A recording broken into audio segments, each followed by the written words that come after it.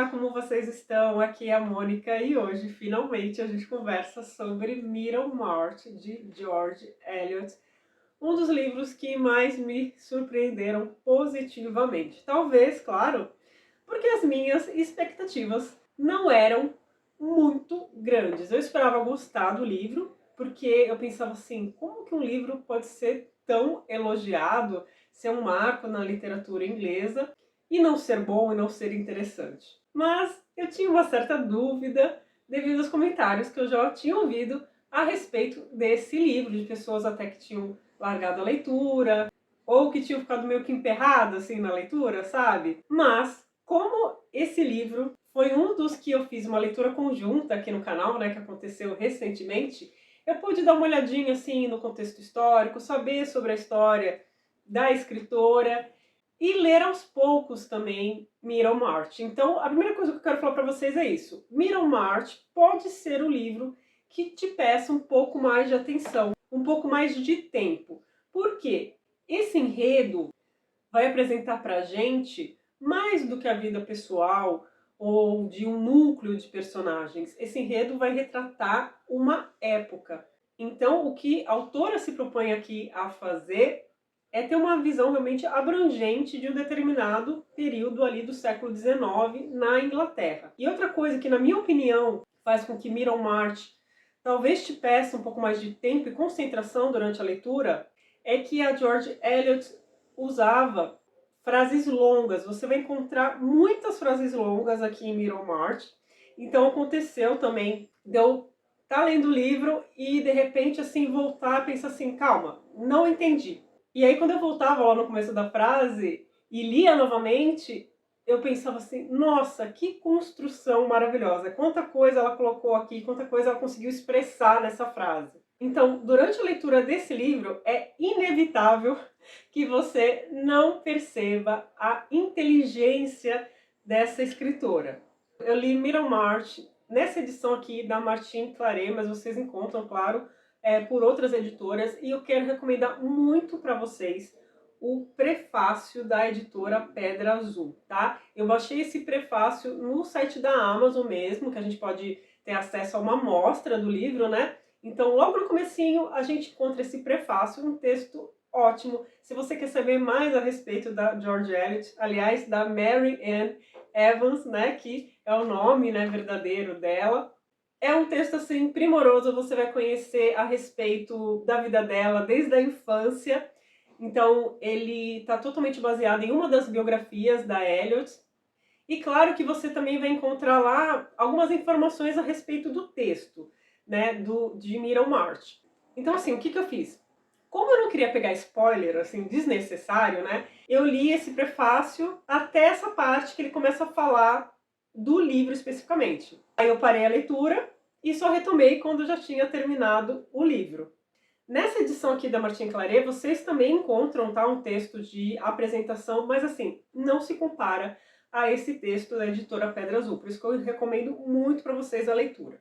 Lembra que eu falei para vocês que em Middlemarch, a George Eliot retrata um período do século XIX lá na Inglaterra? Então, o subtítulo do livro já entrega isso pra gente. Middlemarch, um estudo de uma vida provinciana. Então, eu sempre falo isso quando eu falo de Middlemarch. A George Eliot não enganou ninguém, tá? Então, quando você pega esse livro para ler, você já sabe que você vai ver ali o retrato de uma época. Aonde? No interior da Inglaterra, nas chamadas Midlands. Então, ela colocou o nome no livro de Middlemarch, o que seria, então, uma cidade fictícia, baseada totalmente nessas cidades, nessa região, né, da Inglaterra mais provinciana, onde a autora nasceu. A George Eliot viveu por lá até os seus 30 anos, então assim, ela tem muito conhecimento ali, né? Viu bastante coisa do que ela está escrevendo então em Middlemarch. Só que ela fez uma coisa diferente. Ela publica o livro, né? Na verdade ele foi publicado em partes. Dentro de Middlemarch nós temos 8 livros, né? Então começou a publicação em 1871 e foi até 1872. Só que a história que a gente encontra nesse livro não é dessa época. Ela volta no tempo e a gente vai estar ali por volta de 1830, que foi um período de muitas mudanças na Inglaterra. Tanto mudanças no seu contexto político, algumas reformas estavam acontecendo, reformas eleitorais, por exemplo, e também avanços na medicina. Então havia, claro, aquela medicina tradicional que todo mundo ali estava habituado, e começam a aparecer novos métodos, novos estudos, o que causou, claro, muito desconforto, e a gente vai encontrar isso aqui no livro também, esse aspecto dessa sociedade da época. Para fazer isso, a George Eliot pesquisou muito, gente. Ela passou mais tempo pesquisando do que propriamente escrevendo Middlemarch. Mas vamos lá, então, finalmente falar desse enredo. Em Middlemarch, a gente vai ter aquele enredo em teia, tá? Não tem um protagonista. Quando você começa a ler o livro, você vai encontrar uma personagem chamada Dorothea, tá? Que eu falava Doroteia. Até a irmã da Dorothea, a Cília, eu falava Célia. Mas enfim, como você preferir. Então, parece até que ela é a protagonista. E sim, o livro vai se desenvolver muito ao redor dela. Só que, como eu falei, esse enredo é inteiro. Então a gente vai conhecendo novos personagens, novas relações entre eles. E logo também a gente vai conhecer um outro personagem muito importante, que é um médico. E esse médico, ele vem de fora, ele vem com um novo naquele ambiente assim mais tradicional, mais avesso às mudanças, que é o que a gente encontra nessa região, né, da Inglaterra naquela época. E esse personagem é o Lydgate, né? É um médico que eu já tinha ouvido falar, né, antes mesmo de ler esse livro. E, gente, é impressionante como a gente se apega aos personagens no decorrer da leitura. Eu tinha uma relação com a Doroteia no começo do livro, que não era lá das muito boas, e eu terminei assim totalmente comovida com ela, com seu amadurecimento, enfim, e a mesma coisa com Lydgate. Por quê? No começo de Middlemarch, então, a gente conhece essa personagem, uma jovem que está por volta de 19 anos, e ela tem essa irmã, né, a Cília, e o que acontece? Elas são órfãs, tá? Elas vivem com um tio. E a Doroteia, ela já tem ali alguns pretendentes, mas a sua ideia de casamento é muito diferente da maioria das mulheres da sua época.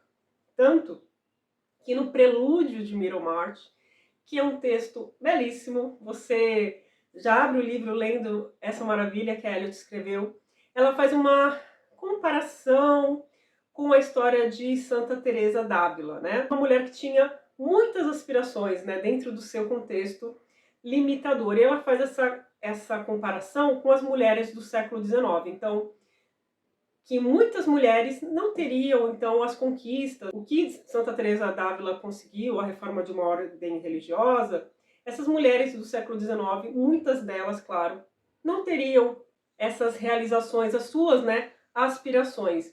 Então a gente linka isso totalmente com o personagem da Doroteia, que é o que a gente vai encontrar já logo no primeiro livro, né, de Middlemarch. Então a Doroteia, ela tem muitas aspirações, ela quer uma vida um pouco diferente, vamos falar assim, do que uma mulher mais comum ali dentro, né, do que se encontra na sociedade da época. E ela tinha aspirações tanto em ajudar as pessoas, ela é muito ligada assim ao social, que se passa com as pessoas que não têm os privilégios que ela tem. Então ela tem um olhar, né, ao trabalhador rural que vive em situações mais complicadas e melhorar as suas habitações. E ela também tem uma vontade de crescer intelectualmente. Então, quando ela pensa em um marido, parece que ela está procurando, na verdade, um mentor, um tutor.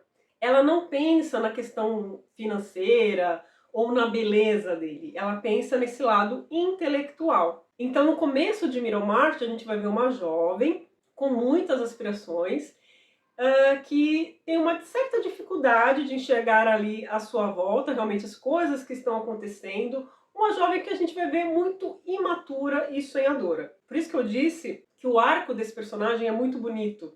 Você vai enxergando toda a evolução que acontece com esse personagem, com outros também, né? Em todo o enredo. Isso faz com que a gente cada vez, né, fique mais apegado a eles. Então já vou falar para vocês o seguinte, a princípio, o psicológico dos personagens nem é tão trabalhado, mas no decorrer da obra você vê sim que a gente vai conhecer muitas camadas ali dessa parte emocional deles, do psicológico deles, o que, na minha opinião, deixa a trama muito mais rica, muito mais significativa.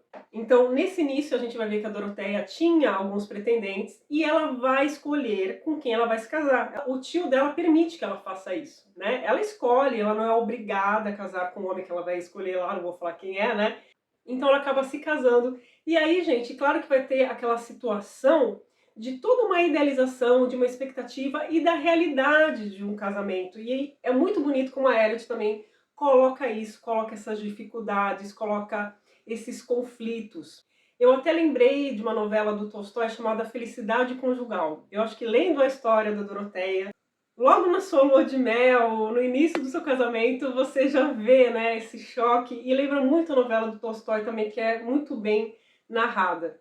Mas não é só esse casamento que acontece em Middlemarch, não. Então Middlemarch é uma trama que vai te entregar isso.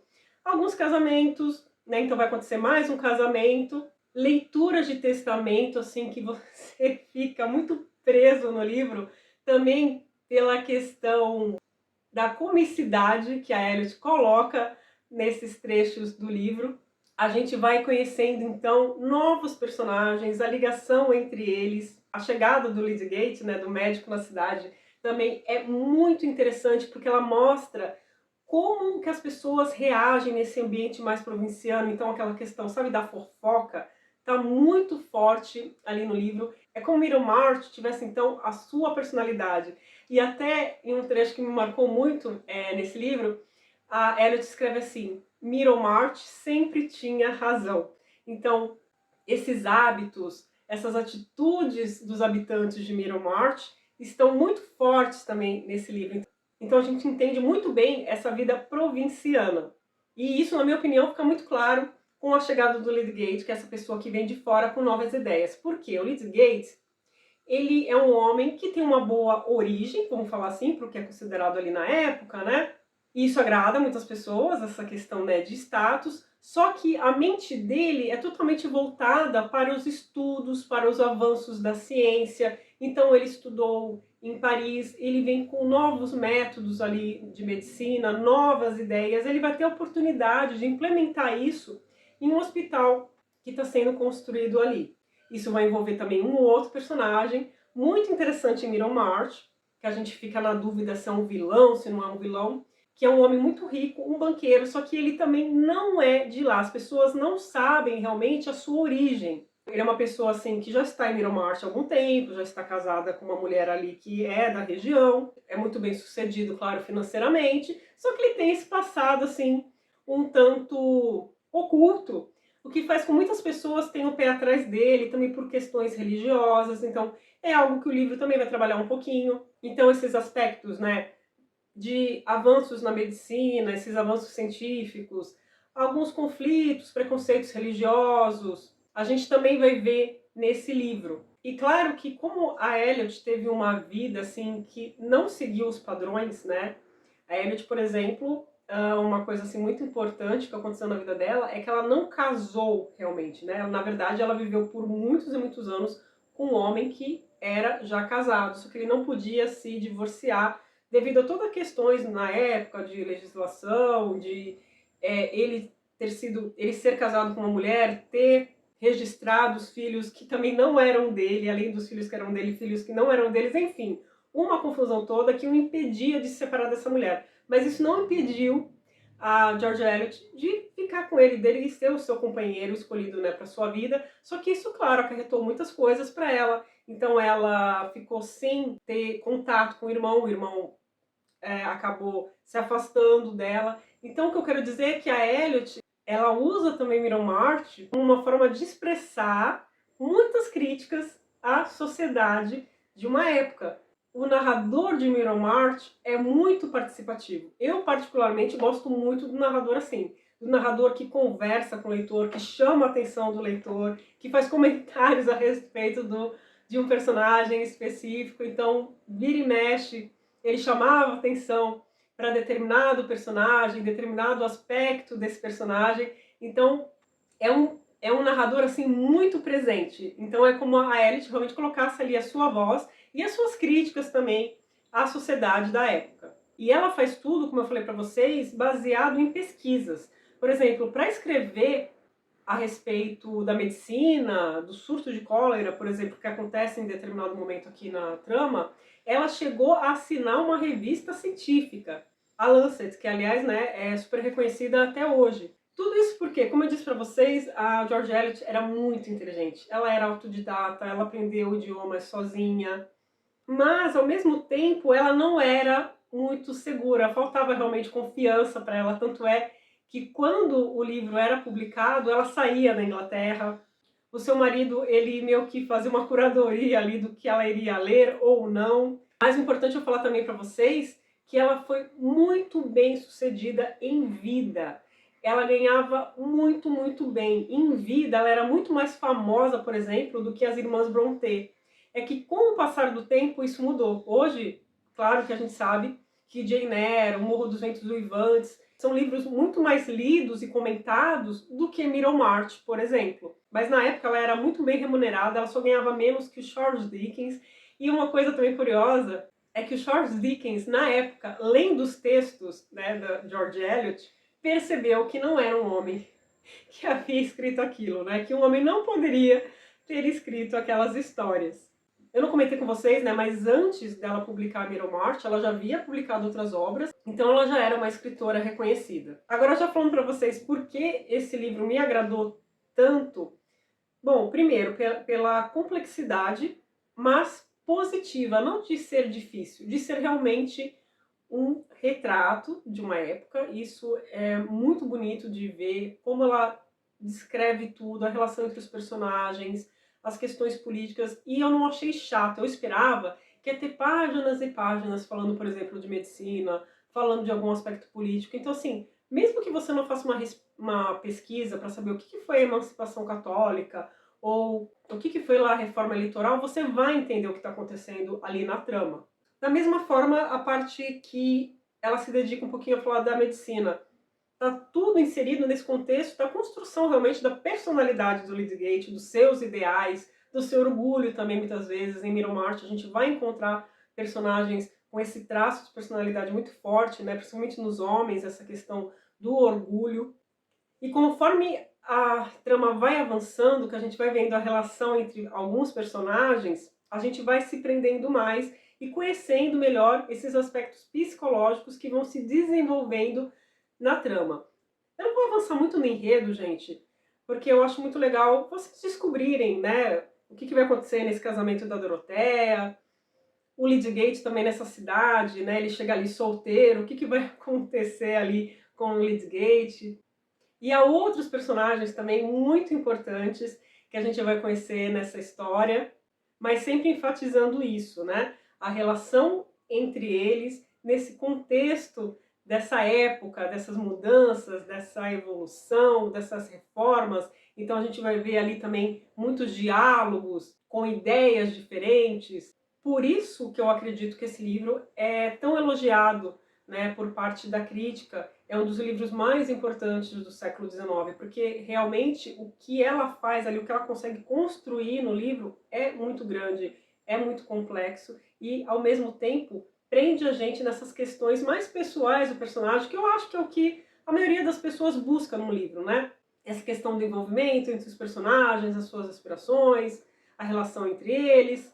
E Middlemarch vai te entregar isso, mas vai te entregar mais, né? Vai te entregar todo esse contexto também. Então, talvez por isso, aí já é uma suposição que eu estou fazendo, algumas pessoas não gostem tanto do livro, não sigam com essa leitura. Mas, na minha opinião, Middlemarch tem tudo que a gente espera de um clássico da literatura. A gente entende bem porque esse é um clássico da literatura. Tem uma trama complexa, sim, nesse sentido assim, de construção, né, de relação entre personagens. Há, na verdade, assim, dois núcleos, vamos falar assim, o núcleo da Doroteia, o núcleo do Lydgate, mas eles estão interligados, tá, gente? Em vários momentos aqui a Doroteia e o Lydgate se encontram aqui na história. O contexto ali que eles estão é muito bem descrito. O psicológico deles, como eu disse também, vai numa crescente. E eu fiquei realmente emocionada, mais para a parte final assim da leitura. E outra coisa também que chamou muito a minha atenção, que fez com que eu gostasse muito desse livro, é que esse livro aqui, ele é muito redondo. Você termina o livro, você vê que não tem pontas soltas ali. Ela fecha muito bem o ciclo dos personagens. E é até interessante, quando você terminar a leitura de Middlemarch, você voltar no prelúdio, lê o comecinho assim, do primeiro capítulo, você vai ficar muito, muito admirado com a construção dessa história. Então, se você quer mergulhar num ambiente assim, de interior da Inglaterra, no século XIX, vivenciar com os personagens as mudanças que eles estavam passando, o período de transição que eles estavam vivendo em vários aspectos ali da sociedade, e também viver, claro, alguns momentos assim de tensão na parte amorosa, mergulhar ali nos conflitos de um matrimônio, na complexidade que o matrimônio apresenta. Tem dois casais aqui que realmente você fica muito envolvido lendo a história. A personalidade deles são muito diferentes. Tem outra personagem feminina que é muito diferente aqui da Doroteia. E é muito interessante comparar assim, um pouquinho o quanto a Elliot mostra com essas personagens, né, diferentes aspectos ali da mulher, né, no casamento, e do homem também, claro, né, a gente também vai ver muito isso aqui. Então, seja nesse aspecto mais exterior, né, da cidade, das relações, das questões políticas, a gente também vai encontrar, sim, essas relações amorosas, esses conflitos que realmente prendem muito a gente. Pelo menos a minha experiência lendo Middlemarch, que, como eu disse para vocês, foi aos poucos. Eu li durante 3 meses esse livro, numa leitura conjunta, então podendo gravar vídeos, né, para a área de membros, comentando com as pessoas que participaram cada trecho, né, que a gente estava lendo. E algo também muito bom foi ouvir das pessoas, né, a sua visão, os comentários a respeito de Middlemarch, porque é muito rico fazer uma leitura conjunta também por conta disso. Cada pessoa vai ter algo novo ali para falar para você, um aspecto do livro que você não tinha percebido, porque cada leitor tem a sua bagagem, tem a sua visão ali do texto. Então isso fez também com que Middlemarch fosse uma leitura muito rica para mim. Aqui na área de membros, vocês encontram na categoria, Lendo Juntos, que é onde acontecem as leituras conjuntas, né? Todos os vídeos que eu gravei a respeito de Middlemarch, tá? Eu não lembro exatamente quantos foram, mas acho que eu fiz um vídeo para cada livro, então devem ser 8 vídeos ou mais, que eu tô destrinchando realmente o enredo, comentando com vocês as minhas impressões. Então, caso você queira entrar aqui para a área de membros, ler um livro junto comigo, você vai ter acesso a todos esses vídeos de Middlemarch e a dos outros livros que a gente já leu juntos aqui no canal. Eu espero que você tenha ficado curioso para ler essa história. Se você é um leitor que gosta de literatura clássica, eu acho muito provável você gostar desse calhamaço aqui e querer até ler mais livros da George Eliot, porque esse é exatamente o meu caso. Com certeza eu não vou parar em Middlemarch. É isso, gente. Espero ter incentivado vocês, ter dado um gostinho aqui dessa obra, e eu espero vocês em um próximo vídeo aqui no canal. Até lá. Tchau, tchau.